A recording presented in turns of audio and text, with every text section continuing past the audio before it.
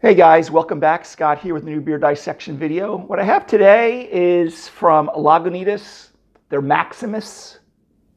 Okay, they're called the Maximus Colossal IPA, coming in at 9% alcohol, which is colossal. However, with a lot of these IPAs these days, I almost find it hard to find one that's under 7%, especially getting double range. It's going to be pushing, 7, 8, 9%, maybe even higher. I think there's a couple that were like 9.5%. So I've reviewed on my playlist, beer dissection. I have reviewed other Lagunitas beers. I think the Little Something Something, some of the more popular ones. Even though this one may become more popular over the last several, weeks or months. So if you are interested in this brewery, take a look at that. This is the first time I'm having this, which I love doing reviews when I have the beer for the first time, because I'm just reviewing this cold, So grab one of these, come back to this video if you have different varying opinions of it. Be more than happy to listen. All right, this one's actually, they do have the IBU units here, 60 IBUs. They even put the original gravity. Remember, the original gravity, final gravity, use a hydrometer right before they start pitching the yeast to figure out what the original gravity is, which is the dissolved solutes in the wort. And they obviously put the yeast in, they ferment it, and we get a final gravity, and they calculate the alcohol percentage and blah, blah, blah. For those of you that really wanted that. I did look at this real quick online, and they do say they use copious amounts of Simcoe and Cascade hops. Cascade is a Pacific Northwest hop. Simcoe usually gives me some dankness. We'll see.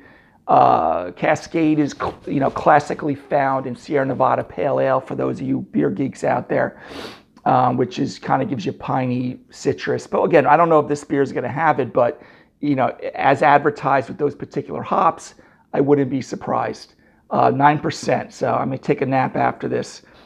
Robusticus flavoricus. They're putting a little Latin here for us.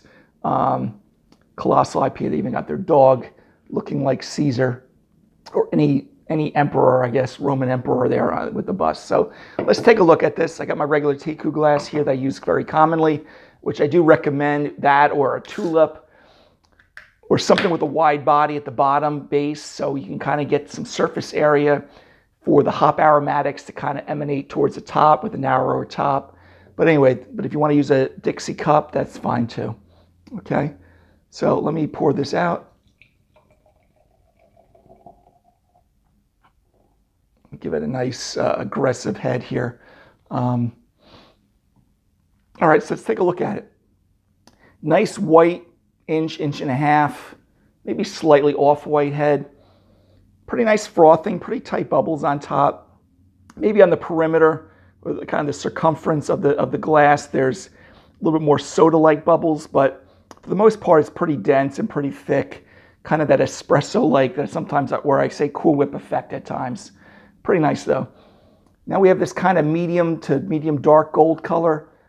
Pretty clear. There's a little bit of chill haze, which again, this day and age with the amount of hops that are being used, polyphenols, hop matter, to get some chill haze, protein structure.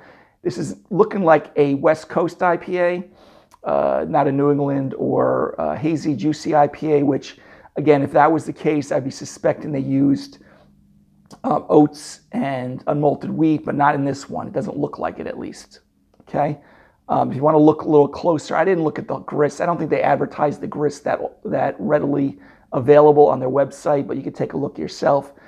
But again, that kind of medium gold color, but looks pretty nice. Very pretty looking beer. But it does give me memories of regular West Coast IPAs, but maybe an imperial version of it. But let's take a look. Okay. Oh yeah, so you definitely get citrus, grapefruit, probably coming from your Cascade hops. Getting some pine, kind of like spruce tips. Okay, malt, you're getting some graham cracker, maybe some, dark medium, light to medium toast. So there's definitely smelling like there's going to be some type of malt backbone here. But the pine, the citrus, grapefruit, slightly dank. but really nice. It does give me the aromatics of a typical West Coast IPA. But anyway, guys, cheers. Let's take a swig of this. Whoa. Pretty high carbonation for what I was expecting, which is not a knock to the beer. Up front, I get that citrus, carbonic bite, of course, from the carbonation. Grapefruit, slightly dank, getting that bread crust, graham cracker, malt profile. And it's probably, I'm sure they're probably using some crystal malt. It's drinking pretty dry, not getting a lot of residual sweetness here, which is pretty nice. I kind of like it. Does fall into, in my impression, more of a West Coast IPA than even strict American IPA. The bitterness level,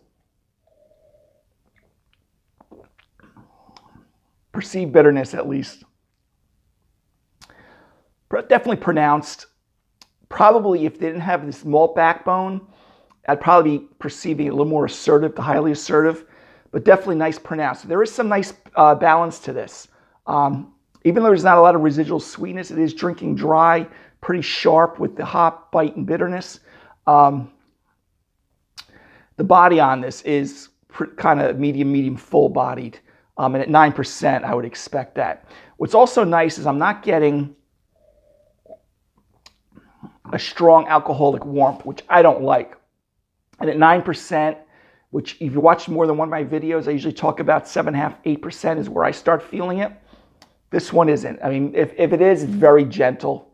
Not as harsh as some of the Voodoo Ranger ones that are sitting at 9.5%. Gives me like almost a burn right away, the Imperial IPA. This one, aftertaste, kind of left like herbal, a little grassy, minty. But again, I'm still getting that grapefruit, but really nice. I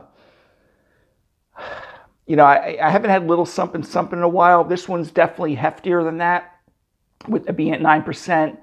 But I enjoy. I do, because I do a beer channel. I do a lot of New England hazy IPAs because that seems to be what everyone loves.